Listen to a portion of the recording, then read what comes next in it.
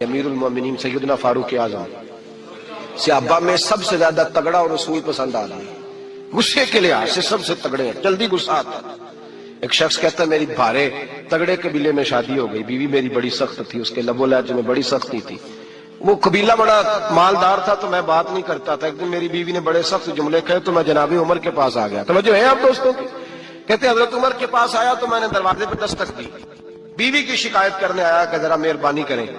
तो कहते जनाबे उमर अंदर से उठे तो उनकी ज़ौजा बोलने लगी, कहने लगी बस आ गया आपको कोई बुलाने वाला, अभी 5 मिनट नहीं हुए थे आपको आए, सारा दिन आप मस्जिद में रहते हैं, सारी रात आप चेहरे पे नकाब डाल के गलियों में घूमते हैं, इतनी ड्यूटी आप करते हैं, घर ये मेरा अकेली का है, बच्चे मेरे तना के, आपको कुछ ख्याल होना चाहिए, कुछ तवज्जो करें। वो शख्स कहते हैं वो बीबी बोलती रही और जनाबे उमर हंसते रहे, और उनकी मुस्कुराहट भी मैं सुन रहा था। जब आप बहुत ज्यादा मुस्कुराए ना तो वो भी मुस्कुराने लगी, ज़ौजा भी मुस्कुराने लगी और कहने लगी अब क्या कहते हो? तो जनाब उमर कहने लगे क्या ये रहा हूं कि अगर तेरी बात खत्म हो गई है तो मैं जाऊं, और अगर है तो मैं खड़ा होता हूं, सुना ले कोई और भी है तो। ये बात कह के बाहर आए ना जनाब सैयदना उमर फारूक, तो वो शख्स खड़ा था, आपने फरमाया कैसे आए हो? कहने लगा हजरत जी मेरी एडी तो नहीं डाडी, मैं तो आया था अपनी बात करने, तो ये तो लफ्ज ज्यादा सख्त है, तो इतनी सख्त नहीं है जितनी ये है, तो जरा कबीला सख्त है तो मैं शिकायत करने आया था, तो ये तो आपका मामला भी उसी तरह का है। जनाब उमर का जो जवाब है बड़ा कीमती है। आपने फरमाया मेरी बीवी मेरी हर तरह की खिदमत करती, लफ्जों का उसल देखिए, ऐसे नहीं कि बीवी कोई काम भी न करे और मुफ्त की चढ़ाई करे, वो भी दुरुस्त नहीं है।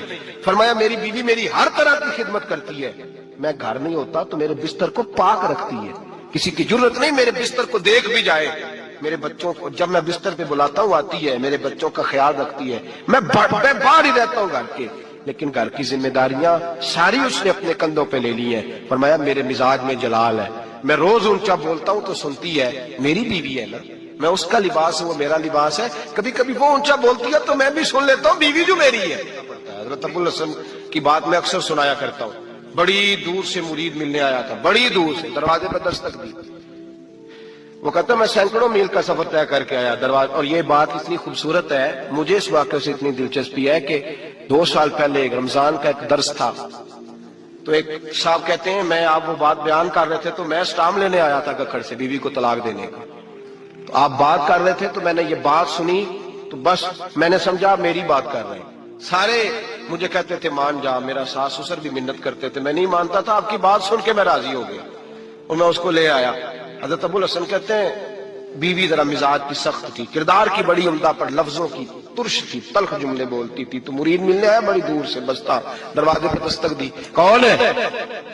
कहा मैं हजरत का अकीदतमंद हूं मिलने आया हूं। तो उसने कहा कि वो किसी जंगल में अल्लाह अल्लाह कर रहा होगा, तू भी वेला ही है जिस तरह वो वेला है, फारग है बिल्कुल तू भी उसी की तरह का, कहीं जंगल में होगा वो हु करता था, तू भी बैठ जा पास जाके, सारे फारग उसी के पास बैठे रहते हैं। हजरत अबुल, और ये कौन है? महमूद गजनवी के पीर है। महमूद गजनवी को कुर्ता दिया, कहा मुश्किल पड़ जाए तो मेरे कुर्ते के वसीले से दुआ करना, अल्लाह हल कर देगा। महमूद गजनवी कहता है सोमनाथ के मंदिर नहीं फतह होते थे, जब मैं थक गया हमले कर करके तो मैंने अपने पीर का कुर्ता सामने रख के दुआ मांगी, फतह हो गई। रात को हजरत अबुल हसन ख्वाब में मिले, फरमाया तूने कीमत नहीं डाली मेरे कुर्ते की, बस फतह मांगी। कहा हुजूर फिर? फरमाया मेरा कुर्ता रख के कहना था या अल्लाह सारे हिंदुओं को मुसलमान कर दे, अल्लाह ने मुसलमान कर देना था। इतना बड़ा शख्स, और घर में आल के दस्तक दी तो बीबी कहती है कौन है? कहा मिलने आया था, तू भी फारग है? उसने कहा जी मैं तो बड़ी दूर से आया हूँ। कहा वो जंगल में होगा, कहा हु कर रहा होगा, तू भी जा उसके पास, करो जो दिल में आता है। तो कहते मैंने कहा कुछ भी नहीं बेचारा, जिसका घर ही हाल कोई नहीं, तो कुछ भी नहीं है, कोई शय नहीं, छोड़ो, लेकिन अब आया हूं बड़ी दूर से तो मिलना तो पड़ेगा। कहते मैंने जंगल की तरफ मुंह किया, शाम हो रही थी तो हजरत शेर पे बैठे हुए, शेर पे बैठे आ रहे, फिर मेरे दिल में ख्याल आया कि बीवी राम होती नहीं और शेर को लगाम डाली हुई है, क्या बस आया। तो फरमाते हैं नीचे उतरे तो फरमाने लगे कि सारी आदतें अच्छी हैं, जुबान की नहीं अच्छी, सारी आदतें, मैंने बताया नहीं, खुद बोले सारी आदतें अच्छी हैं, जुबान की नहीं अच्छी, और मुझे पता है मैंने निकाल दी तो कोई रखेगा भी नहीं, किसी के साथ गुजारा नहीं कर सकती, मेरा तो हो रहा, कोई नहीं रखेगा। फरमाने लगे मैं उस बद जुबान से उसने सलूक करता हूं, अल्लाह ने बेजुबान मखलूक मेरी फरमा बरदार कर दी, ये जो मैं बैठा हूं ये मेरी रियाजत की वजह से नहीं, उस बद जुबान से उसने सलूक करता हूं तो ये बेजुबान मेरी ताबेदार है। میں نے نکال دی تو گزارا. حوصلہ کرے, دلیری پیدا کرے, اپنے مزاج کے اندر قوت پیدا کرے. جو بات بات پہ پھٹ پڑے اس کا ظرف کمزور ہوتا ہے. ملک شام سے اور ایران سے کچھ لوگ آپ کی خدمت میں آئے تو وہاں سے کچھ کنیزیں بھی آئیں. ان کے بادشاہ پیغام لے کے, شاہ ایران کی کنیز کو ملکہ نے کہا کہ نا حضرت عمر کی زوجہ کو دیکھ کے آنا ذرا کس طرح کی ہے. ہمارے ملک میں کیا کہتے ہیں, خاتون اول جی, خاتون باقی سارے دونوں میں خاتون اول, ذرا خاتون اول کو دیکھ کے آنا. تو وہ جب آئی نا گھر میں ملنے تو کہا کہ مجھے میری ملکہ نے کہا تھا کہ عمر کی زوجہ سے, اہلیہ سے ملاقات کر کے آنا. تو حضرت عمر کی اہلیہ نے نا ایک جوڑا کپڑوں کا دے دیا ملکہ کے لیے اور ایک خوشبو کی شیشی دے دی. اب جب وہ تحفے وہاں گئے تو اس ملکہ نے نا کچھ سونے کا سامان بھیجا, کچھ زیورات بھیجے, کچھ تحائف بھیجے. جب حضرت عمر کے گھر آئے نا, وہ خادم لے کے آیا, اس نے کہا جی آپ کی اہلیہ نے تحفے بھیجے تھے. تو جواب میں شاہ ایران کی بیوی نے, یہاں جس ملک کا وہ سفیر تھا انہوں نے بھی یہ بھیجے. تو حضرت عمر فاروق نا وہ تحفے لے کے گھر گئے تو جا کے کہنے لگے اپنی اہلیہ سے, یہ تو کب سے تحفے تحائف بھیجنے لگ گئی ہے, یہ کب سے نظام شروع ہو گیا؟ تو کہ حضور تحفہ دینا لینا تو ٹھیک ہے, سنت ہے, محبت بڑھتی ہے, تو یہ کوئی قباحت نہیں, اور میں نے اپنی ذاتی استعمال کے لیے جو چیزیں رکھی تھی وہ میں نے دی ہیں. تو حضرت عمر فاروق رضی اللہ تعالیٰ عنہ فرمانے لگے ہم نے کسی ملک کے ساتھ اور اس کے بادشاہ کے ساتھ ذاتی تعلق نہیں بنانا. تعلق جو بھی بنے گا رسول اللہ کے دین کی برکت سے بنے گا. ذاتی رشتے نہیں ہم نے قائم کرنے. ذاتی آپ کے ملک کی جو ایئر لائن جس کا ہر سال خسارے کا ڈنڈورا پیٹا جاتا ہے نا, وہ ہمارے بادشاہ صاحب و صدر صاحب اگر غیر ملکیوں کو گھوڑا کبھی بھیجنا ہو نا, گھوڑا, تو پورا ایک جہاز گھوڑا لے کے تحفے میں جاتا ہے. پورا جہاز غریب قوم کا یہ سرمایہ, اور قوم بڑی بادشاہ ہے, لائنوں میں لگ کے ووٹ دیتی ہے. دو کام ہمیشہ لائن میں لگ کے کرنے, ایک بل لائن میں لگ کے جمع کرانا ہے اور ایک ووٹ لائن میں لگ کے, تاکہ پھر پورے 5 سال لائن میں ہی لگے رہیں. مرضی سے آپ ووٹ دینا, پر جو بات درست ہے اس کو سنو. حضرت عمر فاروق رضی اللہ تعالیٰ عنہ نے اپنی اہلیہ سے پوچھا کتنے کا تھا وہ تیرا جوڑا اور خوشبو کی شیشی؟ انہوں نے کہا 3 دینار کی. فرمایا یہ 3 دینار تیرے, اور باقی جو تحفے آئے ہیں وہ تو خود کہہ, چونکہ اس نے تیرے نام بھیجے ہیں, تو کہہ کہ میں مال غنیمت میں دیتی ہوں, تو کہہ میں مسلمانوں کو کہہ. تو زوجہ ہنس پڑی, کہنے لگی میں نام بھی کہوں تو مجھے کہنا تو پڑے گا ہی, کہنا تو میں نے ہے ہی, کیونکہ سامنے عمر فاروق ہیں, لہذا فرمایا کہہ دیتی ہوں میں نے دیا خزانے کو. حضرت عمر نے جمع کرا لیا. میں یہ کیا بات ہوئی, میرے گھر والے جو مرضی کریں, ان کا معیار زندگی جس طرح کا مرضی ہو. اور حضرت عمر ایک جملہ کہا کرتے تھے, اللہ کرے کہ یہ باتیں اس دور حاضر میں ہماری سمجھ میں آئیں. حضرت عمر فاروق رضی اللہ تعالیٰ عنہ اپنے بچوں کو فرمایا کرتے تھے کہ بہت آدمی کو بھوک لگی ہو نا, اور پھر اس کی پسند کا کھانا پکا ہو, جتنے شوق سے وہ اس کھانے کو دیکھتا ہے نا, فرمایا اس طرح پوری قوم اپنے بادشاہوں کے خاندان کو دیکھتی ہے. اس تیزی کے ساتھ دیکھتے ہیں کہ ان کے گھر میں کیا ہو رہا ہے, ان کا معیار زندگی کیا ہے, ان کا سٹیٹس کیا ہے. حضرت عمر فاروق رضی اللہ تعالیٰ عنہ وصال فرما گئے, تو آپ کے وصال کے بعد حضرت عثمان غنی رضی اللہ تعالیٰ عنہ نے آپ کی ایک بیوہ سے نکاح کیا. حضرت عمر کی ایک بیوہ سے جب وہ آپ کے نکاح میں آئی تو کہنے لگی حضرت عثمان غنی سے کہ حضور نہ تو میں خوبصورت ہوں اور نہ میں جوان ہوں, نہ آپ کی کوئی خدمت کر سکتی ہوں, میرے ساتھ نکاح کرنا سمجھ میں نہیں آیا. کیا شاندار جواب دیا حضرت عثمان غنی نے, کیا خوبصورت جواب دیا. فرمانے لگے میں نے اس لیے نکاح نہیں کیا کہ مجھے تمہارے حسن سے دلچسپی تھی یا تمہاری خدمت کی ضرورت تھی, میں نے تو اس لیے نکاح کیا ہے کہ مجھے بتاؤ عمر فاروق گھر کے اندر اپنے رب کی عبادت کس طرح کرتے تھے, وہ قرآن پاک کس طرح پڑھتے تھے, وہ رویا کیسے کرتے تھے, استغفار کا طریقہ کیا, کس وقت کس انداز میں وہ اپنے رب کو یاد کرتے تھے. اس لیے کہ عمر کئی دفعہ گھر سے آتا تھا تو میں اس کے چہرے پر نور دیکھا کرتا تھا, میں روشنی دیکھتا تھا, ایک معیار دیکھتا تھا. نکاح اس لیے کیا ہے کہ مجھے عمر کی جو گھر کے اندر کی عبادت ہے اس سے آگاہ کرو, تاکہ عثمان غنی بھی چاہتے ہیں اس طرح کے عمل کرو جس طرح کے عمر فاروق کر کے گئے. بھائی جب تک ہم اپنے گھر میں وہ توجہ نہیں دیں گے, وہ مزاج دیکھیں نا, ہمارے گھروں میں جب نقشہ پاس ہوتا ہے تو ٹی وی لان بھی اس میں ہوتا ہے, ڈرائنگ روم بھی ہوتا ہے, نماز کی جگہ بھی ہوتی ہے نقشے میں.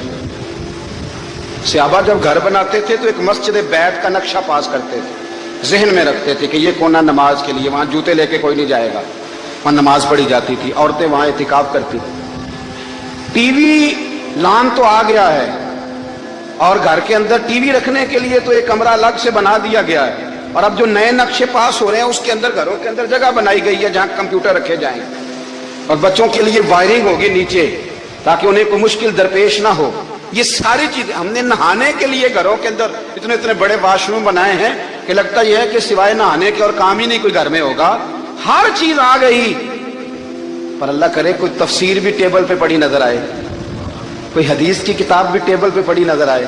अल्लाह करे कि जिस तरह अब्बा लतीफा सुन के आता है तो जब तक सुना ना ले उसे हजम नहीं होता। अल्लाह करे कि वो जुमे में बयान सुन के जाए तो उसका भी दिल करे मैं अपने बच्चों को सुनाऊं। वो नबी पाक की कोई हदीस कहीं से सुने तो घर जाके सुनाए। जब तक ये मियार नहीं बनता, आप कैसे तवक्को करते हैं कि घर के अंदर अल्लाह की रहमतें नाजिल होंगी? आप ये कैसे तवक्को करते हैं कि घर के अंदर वो मियार और वो मिजाज बनेगा? हजरत उमर फारूक ने जाती जिंदगी पर जो तवज्जो दी, घर वालों के मियार पर जो तवज्जो दी हजरत उमर फारूक रजी अल्लाह तआला अन्हु ने, वो भी बड़ी दीदनी है। हजरत अबू मूसा अशअरी को ना आपने वजीर खजाना बनाया, वजीर खजाना। तो हजरत अबू मूसा अशअरी कहते हैं कि हजरत उमर को शह खजाने में रहने तो देते नहीं थे। तो एक दिन ना मैं सफाई कर रहा था उस कमरे की जिसमें खजाना रहता था। हमारे तो मुल्क में जो जाता है वो सफाई करके ही जाता है, अल्लाह खैर करे। और खैर मियार बदलता है।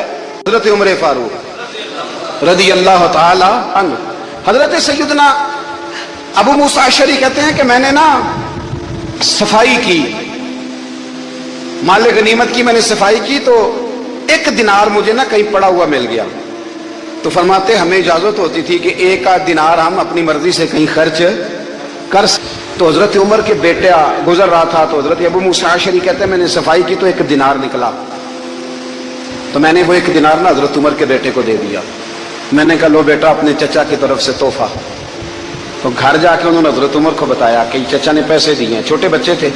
हजरत उमर ने हजरत अबू मूसा अशअरी को बुला लिया और बुला के फरमाने लगे मैं तो तुम्हें अपना दोस्त जानता था और तूने मेरी औलाद को ही दुनियादार बनाना शुरू कर दिया, मेरे बच्चों को ही तुमने दुनियादार पैसों पे लगाना शुरू कर दिया, मैं तो तुम्हें यार समझता था। फरमाया तुम्हें चाहिए था मेरे बेटे को नसीहत करते कि बेटा पैसों से रब राजी नहीं होता, उसकी रिजा वाले काम किए जाएं तो रब राजी होता है। और फरमाया तुम्हें कोई और घर नहीं मिला था तबाह करने के लिए, मेरा ही घर मिला था, उठाओ अपना दिनार और खबरदार आज के बाद मेरे बच्चों के साथ ये वाली नेकी ना करना। और हमारा क्या स्टेटस है, दोस्ती है ही उससे जो तोहफे ज्यादा दे, जो बच्चों को खराब करने में मदद ज्यादा करे उसके साथ ये रहा। हजरत उमर ने घर पे और सबसे बढ़कर अपनी जात पे तवज्जो की। आखिरी बात सुने वो ये है कि जो खारजी लोग होते हैं वो बड़ा मसला पैदा करते हैं, लड़की के माँ बाप और लड़के के माँ बाप। मैं तो मिन्नत करता हूँ माँ बाप की, मिन्नत करता हूँ खुदा रहा इनको बसने दे, मेहरबानी करे इनको बसने दे, इनको वक्त गुजारने दे। वो नाराज हो गए, मियाँ साहब ने को बुरा भला कहा, तो अब इंसान का मिजाज है, वो जब दुखी होता है तो किसी को दुख सुनाता है। तो उसने बीवी ने फोन कर दिया अपनी बहन लाहौर वाली को कि मेरा मियाँ, तो उसने कहा मैं तो पहले ही अब्बा जी ने क्या ये बंदे नहीं चंगे, मेरा तो मैं जैसे कहती हूँ वैसे ही करता है। मेरी बहन हौसला कार, मैं तो उस दिन भी आई थी तो फलानी आदत मुझे बड़ी बुरी लगी थी, तो मैं तो तेरा घर है। तो उसने और बारूद भर दिया, लाहौर बैठ के ऐसी तीली फेंकी है कि सारी रात घर जलता रहेगा। ओ खुदारा माफी दे दो इनको माफी दो। तुमने तो दूर रह के इनको गलत गाइड करना है तो इन्होंने इकट्ठे रहना है।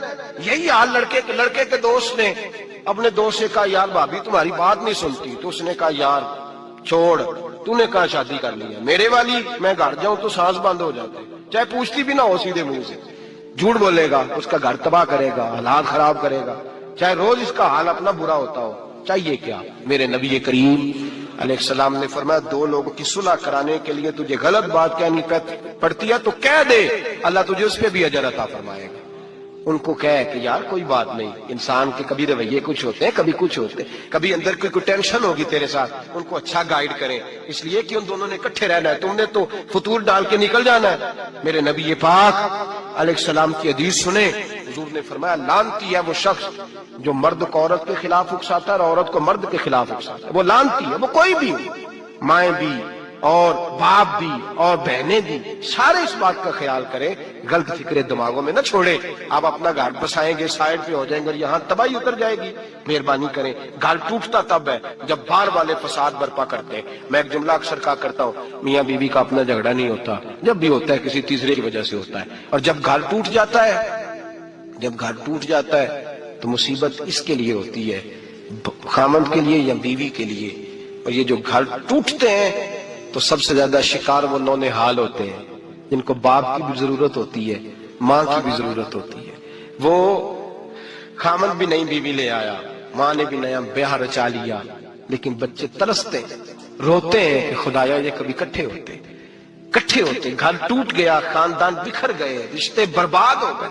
اور پھر اس کا نقصان کل کو اس بچی کی جب شادی ہوتی ہے تو اس کے بھی گھر والے پوچھتے ہیں ان کی طلاق کیوں ہوئی، کیوں ان کے ماں باپ آپس میں علیحدہ ہوئے، کہاں تک اس گھر کے ٹوٹنے کا اثر جاتا ہے، کہاں تک یہ تباہی اترتی ہے۔ میرے نبی کریم علیہ السلام نے گھر جوڑنے کا حکم دیا، فرمایا طلاق دینا جائز ہے پر اللہ کو پسند نہیں۔ خدا را اپنے تصورات کے اندر روشنی صحیح پیدا کریں، سوچوں کو درست کریں، حوصلوں کو بڑا کریں، شریعت کے بتائے ہوئے قاعدے اور ضابطے کے مطابق چلیں، اپنی زندگی اعلیٰ ظرفی کے ساتھ گزاریں گے تو آپ جڑیں گے اور جوڑنے والے بنیں گے۔ اور اگر آپ کے اندر حوصلہ نہیں ہوگا تو روز بکھرے گا کام، روز ٹوٹے گا۔ ہمیشہ مدحت خیر الانام میں گزرے۔